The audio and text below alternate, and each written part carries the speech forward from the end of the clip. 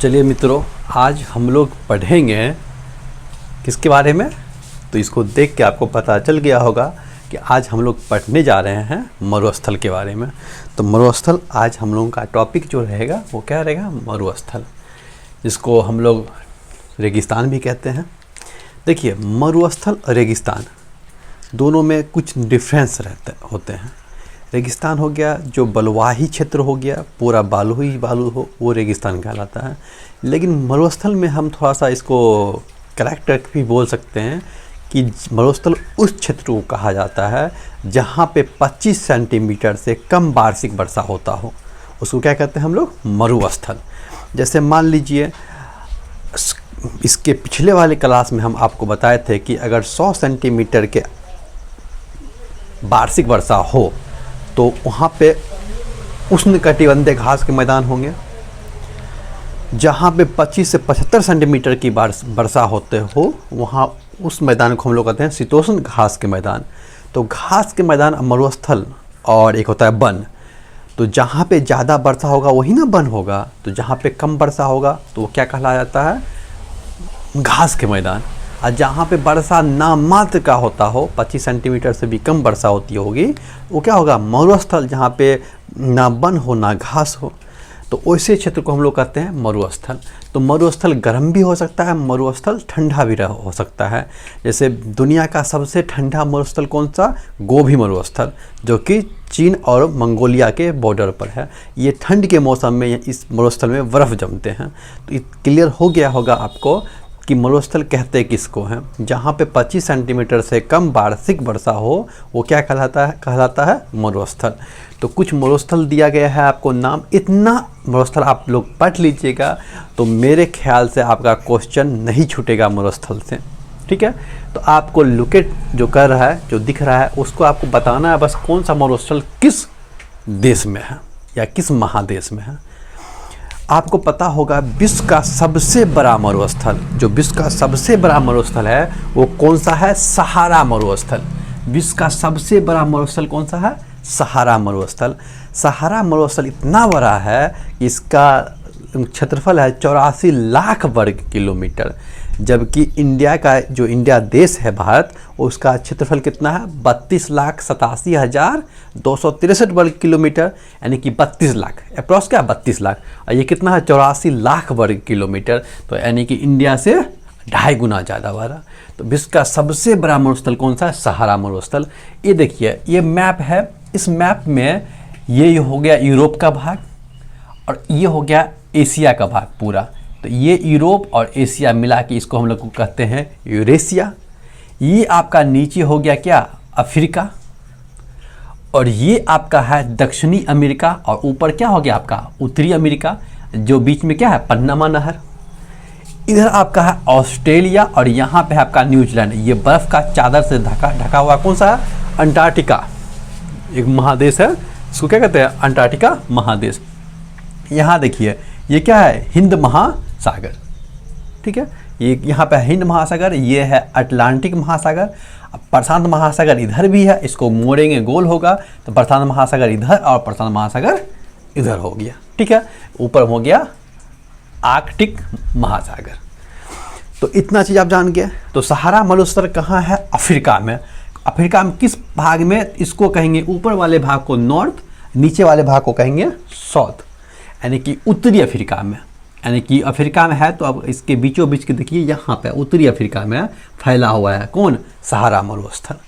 Africa ही एक महादेश है जिससे तीनों रेखा, कर्क रेखा, मकर रेखा और भूमध्य रेखा या विषुवत रेखा गुजरती है। ठीक है, तो सहारा मरुस्थल यहाँ पे है। ठीक है, जो दुनिया का सबसे बड़ा मरुस्थल है। उसके बाद आता है कालाहारी मरुस्थल। देखिए, कालाहारी मरुस्थल अफ्रीका में ही है, लेकिन कहाँ पे है, इसके निचली अफ्रीका में, यानी कि साउथ अफ्रीका में। ठीक है, साउथ अफ्रीका का एक शहर है बोत्सवाना, यहाँ पे कंट्री लोकेट हो रहा है बोत्सवाना। बोत्सवाना में पड़ता है मरुस्थल, कौन सा मरुस्थल, कालाहारी मरुस्थल। देखिए यहाँ पे लिखा है बोत्सवाना का राजधानी कहाँ है, गेवोरोन। गेवोरोन है इसकी राजधानी, और कालाहारी मरुस्थल कहाँ, तो यहाँ पे निचले भाग में, इसलिए कहें हम लोग साउथ अफ्रीका, जबकि ऊपर में था सहारा मरुस्थल, तो हम लोग पढ़े क्या, उत्तरी अफ्रीका। सहारा मरुस्थल और कालाहारी मरुस्थल के बीच में हम लोग पिछले क्लास में पढ़े थे कि यहाँ पे क्या है, वेल्ड घास का मैदान, 2 घास का मैदान पढ़े थे, सवाना और वेल्ड, दोनों यहीं पे है। जो बेल्ट घास का मैदान है सहारा और कालाहारी के बीच में है। उसके बाद देखिए गोभी मरुस्थल। ये जो गोभी मरुस्थल है, ये चीन, ये जो चीन है यहाँ पे, चीन और ये मंगोलिया, चंगेज खां शासक कहाँ का, मंगोलिया का शासक, जो बहुत क्रूर था और चीन का विश्व प्रसिद्ध दीवार है। ये चीन और मंगोलिया के बीच में पड़ता है गोभी मरुस्थल। ये जो गोभी मरुस्थल पड़ता है, ये गोभी मरुस्थल ठंड के मौसम में यहाँ पे बर्फ़ गिरती है। दुनिया का सबसे ठंडा मरुस्थल कौन सा है, गोभी मरुस्थल। आपसे पूछेगा दुनिया का सबसे ठंडा मरुस्थल, तो गोभी मरुस्थल। गोभी मरुस्थल कहाँ पे है, चीन और मंगोलिया के बॉर्डर पर। अब देखिए थार मरुस्थल। थार मरुस्थल कहाँ है, तो देखिए दक्षिणी एशिया, ये जो एशिया आ गया, ये हम बोले थे ऊपरी भाग को उत्तरी एशिया बोलेंगे और निचली भाग को हम लोग दक्षिणी एशिया बोलेंगे। ऐसे भी उत्तर, दक्षिण, पूर्व, पश्चिम, ठीक है। तो दक्षिणी एशिया की सबसे बड़ा मरुस्थल जो है वो थार मरुस्थल है। और थार मरुस्थल से आप लोग परिचित हो गए, ये राजस्थान वाले भाग में है और राजस्थान, गुजरात और पाकिस्तान तरफ में फैला हुआ है। कौन, थार मरुस्थल। थार मरुस्थल में विश्व में जितना भी मरुस्थल आप देख रहे हैं, ये सब मेन जो मरुस्थल है, इसमें सबसे ज़्यादा, विश्व में सबसे ज़्यादा जनसंख्या डेंसिटी, जनसंख्या का घनत्व, यानी कि जनसंख्या सबसे ज़्यादा कहाँ, किस मरुस्थल में सबसे ज़्यादा जनसंख्या का घनत्व है, तो क्या होगा, थार मरुस्थल। डेंसिटी मतलब होता है कि बहुत कम क्षेत्र में ज़्यादा आबादी कहाँ पे रह रही है, किस मरुस्थल में, तो थार मरुस्थल में। 2 क्वेश्चन, दक्षिण एशिया की सबसे बड़ी मरुस्थल थार मरुस्थल और सबसे ज़्यादा जनसंख्या की डेंसिटी घनत्व कहाँ है, तो थार मरुस्थल में, ठीक है। स्थान राजस्थान और पाकिस्तान के हिस्से में पड़ता है। टकला मकान, देखिए टकला मकान। टकला यानी कि जो बौद्ध भिक्षुक होते हैं वो देखिएगा सर को मुंडवा के रखते हैं, टकला होकर रहते हैं। और चीन जो देश है वो बौद्ध भिक्षुक के लिए जाना जाता है। हेनसोंग आया था, ठीक है, फायान आया था, ये बौद्ध भिक्षुक के लिए जाना जाता है। तो चीन में पड़ता है क्या, टकला मकान मरुस्थल। कहाँ पे है, टकला मकान मरुस्थल कहाँ पे है, चीन में, ठीक है। चलिए चीन में हो गया। अब देखते हैं हम लोग दस्त-ए-कबीर और दस्त-ए-लूत। ये दोनों मरुस्थल जो है वो ईरान, कहाँ पड़ता है, ईरान में। लेकिन कुछ इसके है, जैसे ईरान की राजधानी कहाँ है, तेहरान। तो देखिएगा दस्त-ए-कबीर ईरान कहाँ है, देखिए यहाँ पे हो गया इराक, और इधर इसके इराक के बगल में क्या होगा, ईरान, और ईरान के बगल में पाकिस्तान, अफगानिस्तान, फिर अफगानिस्तान, पाकिस्तान, फिर भारत। देखते होंगे कि नादिर शाह, ईरान का नेपोलियन कहा जाता है उसको। तो ईरान के जो आप लोग देख रहे हैं ईरान, तो दक्षिणी ईरान यानी कि ईरान के निचली भाग में जो मरुस्थल है उसको कहते हैं दस्त-ए-कबीर मरुस्थल। दक्षिणी ईरान में जो पड़ता है मरुस्थल उसको कहते हैं दस्त-ए-कबीर मरुस्थल। जबकि इस तरफ ईरान के ही पूर्वी साइड में जो मरुस्थल है उसका नाम दिया गया है दस्त-ए-लूत मरुस्थल। यानी कि ईरान के दक्षिणी भाग में दस्त-ए-कबीर और ईरान के पूर्वी भाग में जो मरुस्थल है उसको कहते हैं दस्त-ए-लूत मरुस्थल, ठीक है।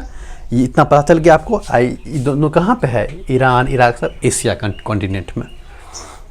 अब आता है रेग मरुस्थल जो है ये भी बहुत इंपॉर्टेंट मरुस्थल है। रेग मरुस्थल जो पड़ता है वो अफ्रीका महादेश में एक देश है अल्जीरिया। देखिए ये लोकेट करता है अल्जीरिया, ये क्या है, अल्जीरिया, यहाँ पे है अल्जीरिया। तो अफ्रीका महादेश के ऊपरी भाग में क्या पड़ता है, अल्जीरिया। तो अल्जीरिया जो है, अल्जीरिया ये क्या है, यहाँ पे पड़ता है मरुस्थल जिसका नाम दिया गया है रेग मरुस्थल। और अल्जीरिया की राजधानी क्या है, क्या राजधानी है, अल्जीयर्स, ठीक है। तो उसके बाद देखते हैं हम लोग सेरीर मरुस्थल कहाँ है। तो सेरीर मरुस्थल है मिस्र में। सेरीर मरुस्थल कहाँ है? मिस्र में, जिसको इजिप्ट भी कहते हैं। तो सेरीर मरुस्थल कहाँ है? मिस्र में। मिस्र की राजधानी काहिरा। तो देखिए यहाँ पे है, अफ्रीका में ही खोजेंगे मिस्र, देखिए मिस्र। अब मिस्र की राजधानी कहाँ है? काहिरा। अब मिस्र की सभ्यताओं का देन किसको कहते हैं? नील नदी को। ठीक है, हम बता चुके थे ब्लू नील और श्वेत नील मिल के नील नदी का निर्माण होता है। ठीक है, और नील नदी की निकलती कहाँ है? तो विक्टोरिया झील से। मोहना इसका कहाँ है? भूमध्य सागर। आइए हम लोग अब देखते हैं इधर, देखिए काराकुम। काराकुम मरुस्थल जो है वो कहाँ पे है? एशिया में ही। देखिएगा जो मध्य एशिया के भाग होते हैं, उज्बेकिस्तान, तुर्कमेनिस्तान, तो तुर्कमेनिस्तान अफ़गानिस्तान के ऊपर में है। तुर्कमेनिस्तान अफ़गानिस्तान के ऊपर में है। अफ़गानिस्तान और ईरान के ऊपर में है। एक देश है जिसका नाम है क्या? तुर्कमेनिस्तान। क्या नाम है? तुर्कमेनिस्तान। वहीं पर मरुस्थल जो पड़ता है उसका नाम दिया गया है काराकुम मरुस्थल। ठीक है, काराकुम मरुस्थल। उसके बाद देखते हैं हम लोग हमद। एक मरुस्थल का नाम है हमद, एक का नाम है रब अल खाली। एक का नाम क्या है? रब अल खाली। तो देख के लग रहा है कि मुस्लिम वाला नाम है। ठीक है, रब अल खाली। एक का नाम हमद। तो ये जो मरुस्थल पाएगा ये पाएगा सऊदी अरब में। और सऊदी अरब भी किस कॉन्टिनेंट में है? तो एशिया कॉन्टिनेंट में। और सऊदी अरब कहाँ है? तो हम लोग देखेंगे इराक ईरान के नीचे। हम लोग खोजेंगे इराक ईरान के नीचे, और यहाँ पे दिखता है सऊदी अरब। और सऊदी अरब के नीचे क्या है? यमन, ओमान सब है। ठीक है, तो सऊदी अरब जहाँ पे मक्का मदीना है। ठीक है, सहरसा के हमेशा पश्चिमी साइड में पड़ेगा मक्का मदीना। ठीक है, तो यहाँ पे है सऊदी अरब में। यहाँ पे जो मरुस्थल पाया था उसका नाम दिया गया हमद या रब अल खाली। दूसरा मरुस्थल हम लोग देखते हैं सेनोरान। सोनोरान, सोनोरान, ध्यान दीजिएगा, सोनोरान। सोनोरान जो मरुस्थल है वो है उत्तरी अमेरिका। उत्तरी अमेरिका का एक देश है। उत्तरी अमेरिका में 3 देश फेमस है, कनाडा, अमेरिका जिसको यूएसए बोलते हैं, एक मैक्सिको। तो मैक्सिको और यूएसए दोनों देश में फैला हुआ है कौन? सोनोरान मरुस्थल। ठीक है, यहाँ पे। ठीक है, संयुक्त अमेरिका और मैक्सिको में यहाँ फैला हुआ है कौन? सोनोरान मरुस्थल। उसके बाद हम लोग आते हैं मोजाबे। मोजाबे मरुस्थल जो है वो यूएसए में है। मोजाबे मरुस्थल कहाँ है? यूएसए में। ठीक है, आपको बस यही याद रखना है कौन सा मरुस्थल कहाँ है। तो मोजाबे मरुस्थल कहाँ है? यूएसए में। और यूएसए किस कॉन्टिनेंट में पड़ता है? तो उत्तरी अमेरिका में। आटाकामा, सब दुनिया का सबसे सूक्ष्म जो सूक्ष्म होता है मरुस्थल वो क्या है? आटाकामा। ठीक है, तो आटाकामा मरुस्थल कहाँ पड़ेगा? आटाकामा मरुस्थल पड़ेगा चिली में। और चिली किस कॉन्टिनेंट का देश है?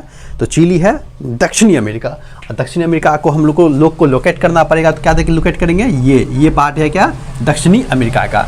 दक्षिणी अमेरिका के ये देखिए, ये चिली प्रशांत महासागर के तट के साथ लगा हुआ है चिली। और चिली में पड़ता है क्या? आटाकामा मरुस्थल। ठीक है, उसके बाद आएगा पेंटागोनिया। पेंटागोनिया का पठार भी था अर्जेंटीना में। अब पेंटागोनिया का मरुस्थल भी कहाँ है? अर्जेंटीना में। अर्जेंटीना कहाँ है? जस्ट चिली के बगल में। जैसे इंडिया के बगल में पाकिस्तान और पाकिस्तान के बगल में हिंदुस्तान, उस तरह चिली के जस्ट बगल में हम लोग देखेंगे तो क्या मिलेगा हमको? अर्जेंटीना। उस दिन क्लास में बताए थे आप लोगों को कि अर्जेंटीना में जो घास का मैदान पाया जाता है उसको कहते हैं हम लोग क्या? पम्पास। बहुत अर्जेंट है, पंप लाओ। ठीक है, पढ़े थे हम लोग ऐसे। तो पेंटागोनिया जो मरुस्थल है कहाँ है? अर्जेंटीना में। ठीक है, सेंचुरा मरुस्थल जो है वो पेरू में पड़ता है। पेरू किस कॉन्टिनेंट का देश है? तो वो भी है दक्षिणी अमेरिका का। अब पेरू देखिए कहाँ है? चिली के जस्ट ऊपर में क्या है? पेरू, जिसकी राजधानी है क्या? लीमा। पेरू की राजधानी लीमा। तो यहाँ पड़ता है, पेरू में पड़ता है कौन सा मरुस्थल? सेंचुरा मरुस्थल। ठीक है, उसके बाद आता है great Victoria. Great dividing range, great लगा हो ऑस्ट्रेलिया, पर्वत पढ़े थे। और ग्रेट विक्टोरिया झील जो है, झील कहते हैं, मरुस्थल कहाँ है? ऑस्ट्रेलिया में। ऑस्ट्रेलिया जो एक कॉन्टिनेंट है यहाँ पर पड़ता है मरुस्थल जिसका नाम है ग्रेट विक्टोरिया। ठीक है। ग्रेट ब्रिटेन एक और मरुस्थल पड़ता है, 2-3 मरुस्थल पड़ता है, गिब्बन भी मरुस्थल कहाँ है, ऑस्ट्रेलिया भी पड़ता है। आप ध्यान रखिएगा, यूरोप में इतना देश है कि यहाँ पे मरुस्थल नहीं पाया जाता है, घनी आबादी है, मरुस्थल किस कॉन्टिनेंट में नहीं है, तो यूरोप में हम कह सकते हैं कि मरुस्थल नहीं है। वहाँ पे हर ऐसा क्षेत्र में आबादी बसी हुई है, वहाँ पे मरुस्थल नहीं है, ठीक है। तो इस तरह से आप मरुस्थल को याद कर लीजिएगा, किस मरुस्थल को कहाँ है, और मरुस्थल कहते किससे हैं, एक लफ्जों में, जहाँ पे वार्षिक वर्षा 25 सेंटीमीटर से कम हो उसे मरुस्थल कहते हैं, ठीक है। इसे गर्म ठंडा से कोई लेना देना नहीं है। तो मास्क पहन के रखिए, जरूरी काम से ही बाहर जाइए, घर में रहिए, खुश रहिए। जय हिंद।